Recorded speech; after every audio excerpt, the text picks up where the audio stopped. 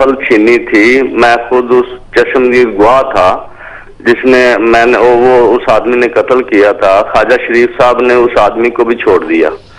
तो मैंने फिर सुप्रीम कोर्ट में अपील। अभी आपका सवाल क्या है मलिक साहब, ये बताइए। मेरी अर्ज सुन लें ना, मेरी अर्ज सुन लें। ये आप मैं प्रोग्राम बहुत अच्छा आपका, मुझे बड़ा अच्छा लगा। तो वो ख्वाजा शरीफ साहब ने मेरा वो मुल्जम जो था वो छोड़ दिया, मेरा भाई मर्डर हो गया। फिर मैंने अपील की सुप्रीम कोर्ट में। ठीक है। अभी 12 साल हो गए अपील हमारी उधर लगी हुई है, तो अभी तक वो फैसला नहीं हुआ। 12 साल हो चुके हैं। जी 12 साल। बहुत शुक्रिया मलिक साहब, आपकी बात मुझे बहुत अच्छी तरह समझ में आ गई। कुछ केसेस तो ऐसे हैं सुपीरियर कोर्ट्स में कि इधर पिटिशन दायर की जाती है और उधर उसकी हियरिंग शुरू हो जाती है, और कुछ ऐसी हैं कि जिनकी बारी नहीं आती। ये बात वैसे मेरी समझ में नहीं आती, आप समझा सकते हैं। असल में मैं बात कर रही हूँ जैसे कि अगर पॉलिटिकल फिगर्स हों उनके फौरन केस की सुनवाई शुरू हो जाती है। ऐसा कोई मसला नहीं है जुडिशरी के सामने के पॉलिटिकल का, क्योंकि जारी बात है वो वकील कोई बड़ा वकील कर लेते हैं तो वो थोड़ा सा ज्यादा जो ना वो जल्दबाजी और वो दिखाते अर्जेंट डेयरिंग वगैरह लगा लेते हैं। अच्छा, अदरवाइज ये कि जुडिशल पॉलिसी जो अभी आई है, जुडिशल पॉलिसी भी मेरी ये रिक्वेस्ट है चीफ साहब से कि जुडिशल पॉलिसी आपने पूरे कर दिए 1 साल के अंदर मर्डर केस, 3 महीने के अंदर फलाना 3 महीने के, तो ये उस वक्त पॉसिबल होगा जब वो उनका स्टाफ भी इसी तरफ से बढ़ेगा, जजेस की तादाद भी बढ़ेंगे। तो बहुत कम है। बहुत सारी अदालतों में तो बिजली नहीं होती है, वहाँ जनरेटर की जरूरत होती है। तो ये चीजें अगर सारे हो तो जाके जुडिशल पॉलिसी कितने इस वक्त सिंध हाई कोर्ट में 2 जजेस हैं, if I am not mistaken, 2 ही जजेस हैं सिंध हाई कोर्ट के इस वक्त। एग्जिस्टिंग कितने जजेस हैं? नहीं है, 6-7 तो है इस वक्त। ये 6-7 है अभी। अच्छा ठीक है, ओके। चलिए, नई जुडिशल पॉलिसी के हवाले से तो फिर एक प्रोग्राम करेंगे। इस वक्त बात हो रही है अंडर ट्रायल प्रिजनर्स की। Let's see who's on air with us. Hello, अस्सलाम वालेकुम। वालेकुम सलाम जी। जी, कौन सा बात कर रहे हैं? खलद बात कर रहा हूँ लाहौर से।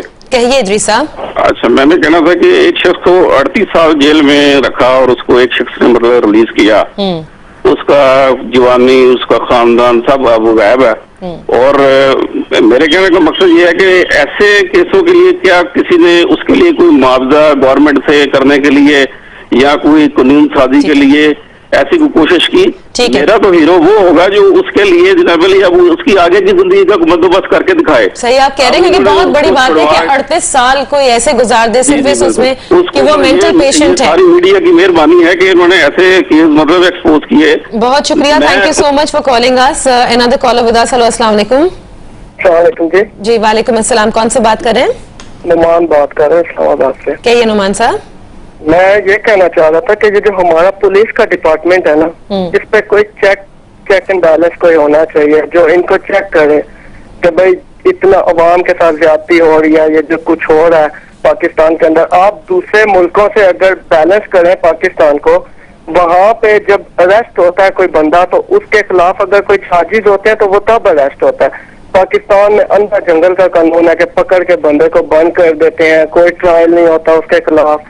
ये आपके सामने पुलिस वाले भी बैठे हुए हैं इधर, मैं इनसे भी ये सवाल करता हूँ कि ऐसे क्यों है हमारे मुल्क में? ठीक है, क्योंकि सही है। Thank you so much Numan for calling us. Another caller with us. Hello, अस्सलाम वालेकुम। हेलो, आई थिंक टीवी का वॉल्यूम आपका बहुत तेज है इसलिए आपको आवाज नहीं आ रही। अपने टीवी का वॉल्यूम बंद कीजिए and then you can always dial 22708661 और यू कुड एसएमएस में टाइप AK स्पेस देकर मैसेज लिखकर भेजिए 277 पर। नुसरत साहब, सबसे पहले तो ये बताइए कि जो आपने मुझे पॉपुलेशन बताई है जेल की और अंडर ट्रायल प्रिजनर्स की 4500 में से तकरीबन अप्रॉक्सीमेटली, जाहिर है आपको सही काउंट तो नहीं पता होगा, रोजाना की तादाद में कितने कैदी हैं जो कोर्ट्स में जाते हैं? तकरीबन 700। तकरीबन 700। इन 700 की ट्रांसपोर्टेशन किस तरह की जा रही है? ये एक अलग डिपार्टमेंट है। ओके। ASP कोर्ट पुलिस उसको हेड करता है। ठीक है।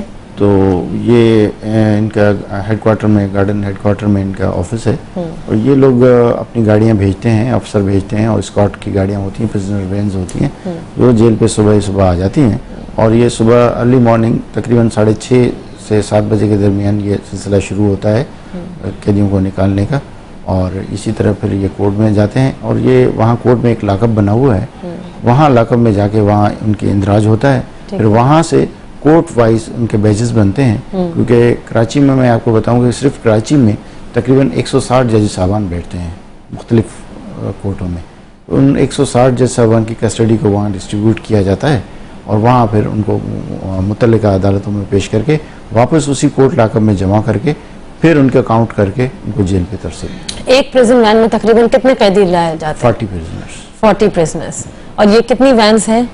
ये तकरीबन इस वक्त 13 वैन्स हैं, लेकिन ये है कि वो टू एंड फ्रो करके मतलब एक वैन 2-2 चक्कर या 3-3 चक्कर भी लगा लेती है। क्योंकि जिस तरह हमने देखा है उनको कोर्ट में आते हुए भेड़ बकरियों की तरह बिल्कुल ठुसे हुए होते हैं, उसके अंदर बिल्कुल मतलब अजीब सा लगता है उनको देखकर। 40 बंदे जब एक वैन में हो तो जाहिर वो इसी तरह ही होगा। तो क्यों 40 है? आपने तो कहा था अभी वैन्स भी बढ़ा दी गई हैं, सब अच्छा हो रहा है। ये उनकी कैपेसिटी 40 ही है, एक वैन की जो कैपेसिटी है वो 40 प्रिजनर। फिर क्यों वो भेड़ बकरी लगते हैं कि अगर 40 है तो? आप एक क्योंकि वो नहीं, दे लिटरली ओवरक्राउडेड। नहीं, वो इसलिए लगता है आपको क्योंकि वो वैन हर जगह से बंद होती है। वो वैन की कैपेसिटी नॉर्मल बस जितनी होती है जो आप रोड पे चलते हुए। अच्छा ठीक है, चलिए आपने कहा कि वैन की कैपेसिटी के हिसाब से ये सारे प्रिजनर्स बैठते हैं, रोजाना 750 जाते हैं, कोई भी ऐसा नहीं होगा जिसकी डेट मिस होती हो? नहीं, सिवाय मैंने आपसे जो बीमार होते हैं बस उनकी होती है। जो बीमार है या किसी और अदालत में कैदी जाता है, मल्टीपल केसेस के अंदर हैं तो इस उसमें मिस हो सकती है। लेकिन ये जो ह्यूमन राइट्स की रिपोर्ट्स आती हैं, जो मैंने आपको शुरू में भी बताया था, जिसमें ये कहा जाता है कि अंडर ट्रायल प्रिजनर्स के हवाले से प्रॉब्लम ये है कि जो इंतजामिया जेल की वो पैसे मांगती है कि हम आपको पेशी पे जब ही पेश करेंगे जब इतने रुपए दे, 200 भी हो सकते हैं, 400 भी हो सकते हैं, 1000 भी हो सकते हैं, रिश्वतें चलती हैं। बिल्कुल आपने सही कहा। ये सिलेक्टिविज्म जैसे मैंने पहले शुरू में कहा कि क्योंकि पहले ये होता था कि 700 कैदी जाने हैं और आपके पास अवेलेबिलिटी है 500 के लिए, तो 200 के लिए डिस्क्रिशन हो गई जेल वालों के पास कि वो किन 200 को ना भेजें। तो उसमें माल प्रैक्टिसेस भी थी, सारा कुछ था। अब नहीं है क्योंकि अब गुंजाइश ही नहीं रही ना। आप किसी कैदी को रोक ही नहीं सकते हो।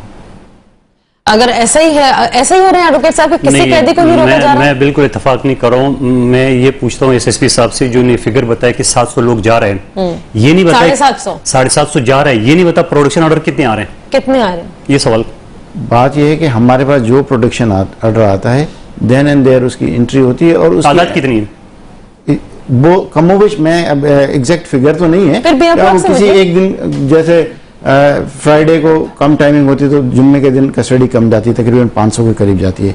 बाकी जो वर्किंग आवर फुल डेज होते हैं उनमें तकरीबन 700 750 के करीब मुख्तलिफ अदालतों में कैदी प्रोडक्शन ऑर्डर है उतने ही आप फॉलो जाहिर है हम तो उसी को फॉलो करेंगे जो कोर्ट ऑर्डर होगा। कोर्ट अगर हमें 10 बंदों को बुलाएगी तो हम 10 को ही भेज सकते हैं, 12 को नहीं भेज सकते। और हम 10 में से 9 को भी नहीं भेज सकते। जैसे अभी मंदखिल साहब ने बताया कि एक बंदा नहीं आया, उसका शोकाज इशू हो गया। तो मतलब एक बंदा नहीं आया, शोकाज इशू हो गया। अब उसकी शोकाज का मकसद ये होता है कि अदालत हमसे काज पूछ रही है कि किस रीजन की वजह से हमने नहीं पेश किया। तो वो अगर जेन्युइन होगा कॉज हमारे पास तो अदालत हमें एक्सक्यूज कर देगी। अगर नहीं होगा तो अदालत उसका एक्शन लेगी। जो भी डिफॉल्टर होगा उसमें हमारे एंड पे जो भी रिस्पॉन्सिबल होगा उसके खिलाफ एक्शन होगा। आपके ख्याल में मुझसे साहब ऐसे कितने यूटीपीज हैं आपके कराची सेंट्रल जेल में जिनका आज तक कभी बारी नहीं आई हो, यानी इसी शख्स की तरह 38 साल वाले? अभी ऐसा कोई नहीं, ये गए दिनों की बातें हैं। अब ऐसा कोई नहीं, अभी सब लोग पेशी में जा रहे हैं। क्योंकि मैं आपको एक और चीज बता दूं कि चीफ जस्टिस साहब के विजिट के बाद अब हर दिन रोजाना एक डिस्ट्रिक्ट एंड सेशन जज, हमारे यहाँ 5 डिस्ट्रिक्ट हैं, Malir, south, east, central, west, ये जो 5 डिस्ट्रिक्ट हैं, इन 5 डिस्ट्रिक्ट के डीजे साहबान खुद, एक डीजे साहब रोजाना जेल पे आता है, वो जेल का विजिट भी करता है और उनसे कैदियों की एप्लीकेशंस भी लेता है और वहाँ पे समरी डिस्पोजल करता है उनकी रिक्वेस्ट का। तो इसका अब हालात अच्छे हो चुके हैं, अब एक्टिविज्म आ गया है, चीजें बेहतर। मैं मंदखिल साहब से इत्तेफाक करता हूं कि हालात अच्छे। देखिए आज भी मुलाकात के लिए मैं उसी पे आ रहा हूं, पैसे देने पड़ते हैं। मैं उसी पे सारी चीजों पे मैं आपको ये सारा कुछ क्यों हुआ। अगर सारी चीजें पहले से अच्छी होती तो न चीफ जस्टिस साहब को जेल पे आने की जरूरत थी, न मंदखिल साहब को इतना कुछ करने की या और लोगों को। ये सारा कुछ इसलिए हुआ कि चीजें अच्छी नहीं थी और उसको हम सब ने देखें। ये एक सोशल प्रॉब्लम है, जेल हो, ये पूरा जुडिशियल सिस्टम है हमारा। तो उस जुडिशियल सिस्टम में jail is one of the components, एक कंपोनेंट बनता है जेल। तो इन वकील भी हैं कई, मतलब ये होता है कि जी अदालत में वकील आ गया जी, उसने अगली वो ले ली, पेशी ले ली। ठीक है, ये तो चलिए पेचीदगियां हैं, ये तो चलते हैं, कोर्ट केसेस पेचीदगियां होती हैं। तो लिहाजा हमें ये देखना चाहिए कि ये चीजें सही नहीं थी। इसी वजह से अदालत एक्टिव हुई और अदालतों ने जेलों का रुख किया और अब उसका नतीजा ये हुआ है कि एक तो केसों का डिस्पोजल भी बेहतर हो गया है, बहुत बेहतर हो गया है। बल्कि मैंने जैसे आपको बताया 6,500, मई से पहले हमारी पॉपुलेशन 6,500 थी, अब 4,500 पे आ गई। ठीक है, अगर मई से लेके सितंबर तक आप 6.5 से 4.5 तक आ गए, और ये जो 6, 6.5